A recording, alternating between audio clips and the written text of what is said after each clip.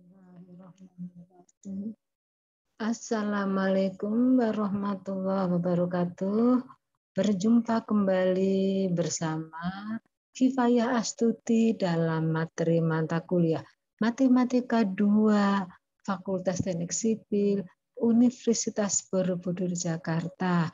Baik, pada pertemuan minggu ke-13 ini kita akan bahas bagaimana hubungan persamaan bidang singgung, yaitu bisa bentuk di sini sebutnya V sama dengan 0 terhadap persamaan bola S sama dengan 0. Misalkan diketahui persamaan bola secara umum S sama 0, yaitu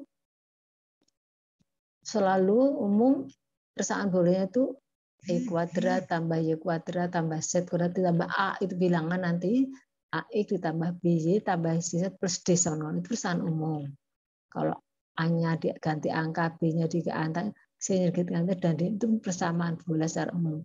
Bagaimana menentukan persamaan bidang singgung V sama dengan 0 pada bola S sama dengan 0 di titik P-nya koordinatnya X1, Y1, Z1. Anda sebelum menentukan persamaan bidang V-nya, jadi kita menentukan persamaan bidangnya. Jadi diketahui di sini ada persamaan bola S dan titik P. Syaratnya titik P harus terletak pada permukaan. Artinya apa? Nanti sebelum Anda mengerjakan apakah benar ini dapat dibuat persamaan bidang singgung, Anda cek dulu titik P di koordinat titik X1 bisa disubstitusikan ke persamaan bolanya. Kalau tepat sama berarti titik P terletak pada permukaan, maka baru bisa dibuat persamaan bidang singgungnya. Jadi ini gambarnya titik P terletak di sini. Kalau terletak, maka jarak D itu sama dengan jari-jari. Nah, di sini kita akan menentukan bagaimana rumus persamaan bidang singgungnya. Syaratnya titik P harus memenuhi persamaan bolanya. Jadi kalau kita persamaan bola S seperti ini, otomatis pusatnya rumusnya itu sudah biasa. Anda mengetahui rumusnya selalu M, min setengah A, min setengah B, min setengah C. Karena titik P yaitu koordinatnya X1, Y1 pada perubahan bola, maka titik tersebut memenuhi persamaan bola S sama 0. Artinya kalau titik koordinat P-nya disebutkan harus sama dengan 0. Sehingga di sini kalau misalnya masih umum, X-nya X1 masih umum, maka di sini D-nya kalau dipindah arus kanan, nilai D-nya itu min X1 kuadrat min Y kuadrat min Z kuadrat min AX1 min B1 min C1 sama dengan itu. Nanti nilai D itu menyatakan ini adalah nilai D. Dari titik M dan P, bisa dicari ini, dapat dibuat vektor, yaitu vektor MP, titik ujung kurang titik pangkal, ujungnya X1 kurang titik pangkalnya pusat bola min setengah A, kurung tutup Y min setengah B, kurung tutup titik koordinat yang ketiga Z min setengah C, maka akan diperoleh di sini vektor MP adalah X1 ditambah setengah A, kemudian Y1 ditambah setengah B, dan C1 tambah setengah C, yang merupakan arah garis. Nah, jadi akan bisa dibuat garis lewat titik pusat yang tegak lurus bidang. Pada gambar di atas dapat ditentukan sembarang titik, misalkan titik Q pada bidang. Jadi kita sebenarnya mau menentukan persamaan bidang V ini. Misalkan logikanya sudah saya buat, maka diambil titik Q di sini. Koordinat umum masih variabel. Ada sebelah kiri pun boleh namanya misalkan Q. Itu koordinatnya masih umum variabel karena sembarang, bisa di sini juga boleh. Y, maka dari titik B ke Q bisa dibuat vektor.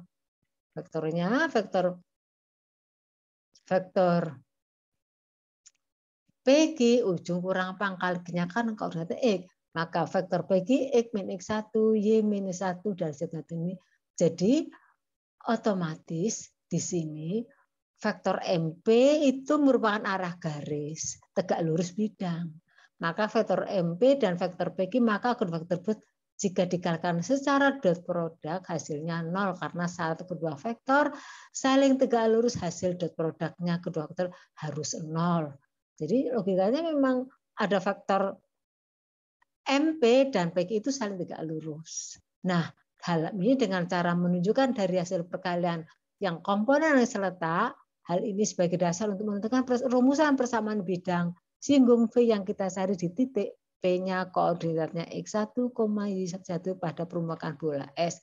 Jadi faktor MP dan faktor PG itu saling tegak lurus. Dari faktor MP-nya adalah X1 plus setengah A, Y1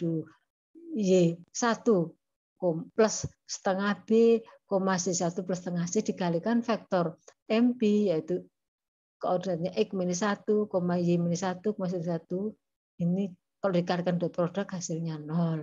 Maka kalau kalikan dot produk itu komponen serta dikalikan dan dijumlahkan. Maka hasilnya di sini X plus setengah A dikalikan X min X1. Ditambah komponen serta komponen kedua Y 2 plus setengah B, Y 2 plus setengah B dikalikan komponen Y min 1. Ditambah lagi di sini komponen ketiga kurung buka Z 1 plus setengah. Jadi kalikan lagi komponen yang ketiga Z min 1. Hasilnya harus 0 karena saling tegak lurus. Maka kita kalikan di sini X1X ditambah jadi X1 kuadrat. Kemudian ditambah setengah A besar E, kemudian min kali plus ini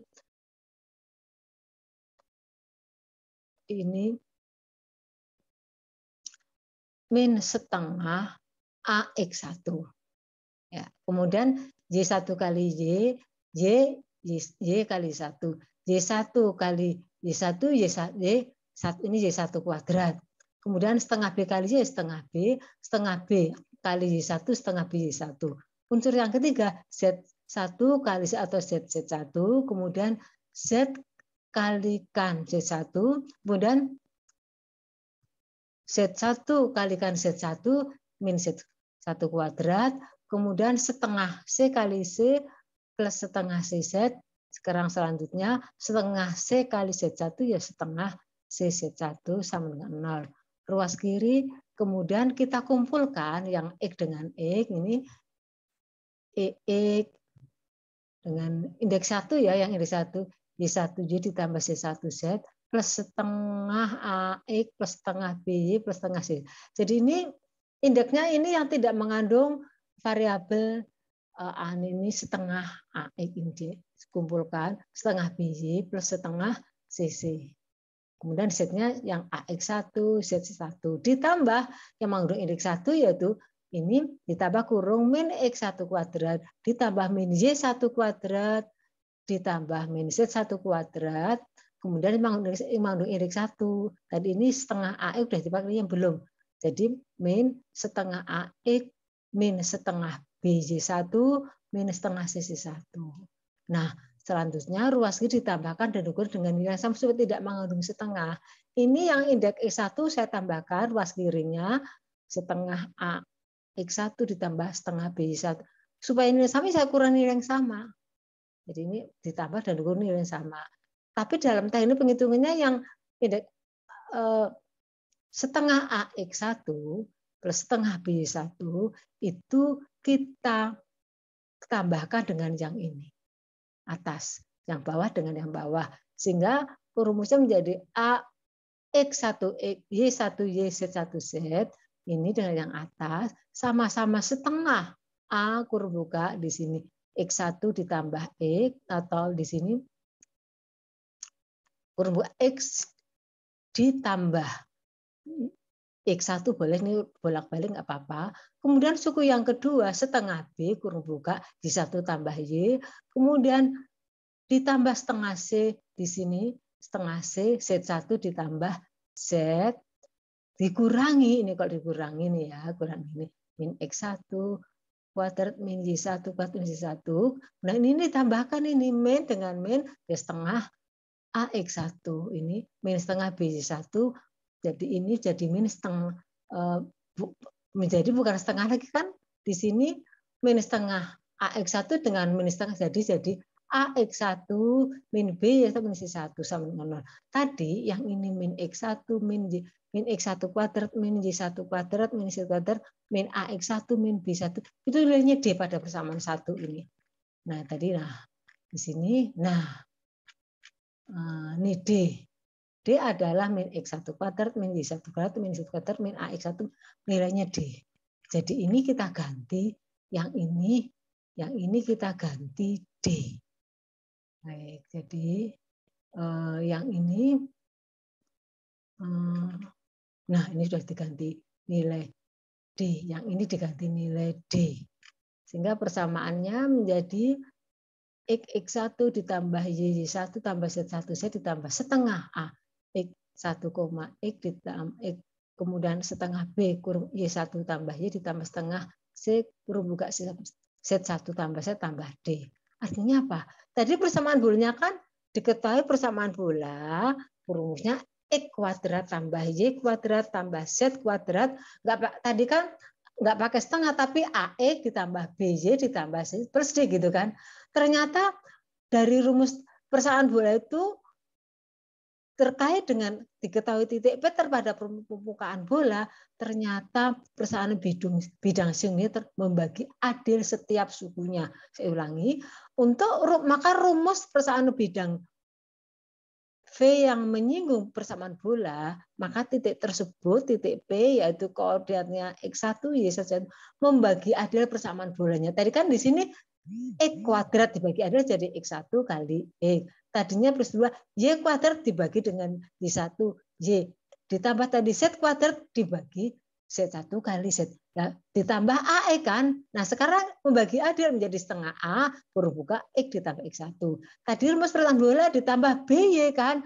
Maka suku dibagi adil setengah B, Y1 tambah Y. Kemudian tadi persamaan bola asalnya adalah C, Z, maka diganti menjadi setengah C, Z1 plus D ditambah D. Nah, setiap sukunya dibagi adil dengan titik koordinat P, yaitu koordinat X1, Y11. Contoh soal. Diketahui persamaan bola S sama dengan 0. Persamaannya yaitu X kuadrat tambah Y kuadrat tambah Z kuadrat dikurangi 4X ditambah 6. Jadi tambah 6 sama dengan 20 sama dengan 0. Pertanyaan, tentukan persamaan bola S dan jari-jarinya. Kemudian tentukan persamaan bidang singgung di titik P pada bola S.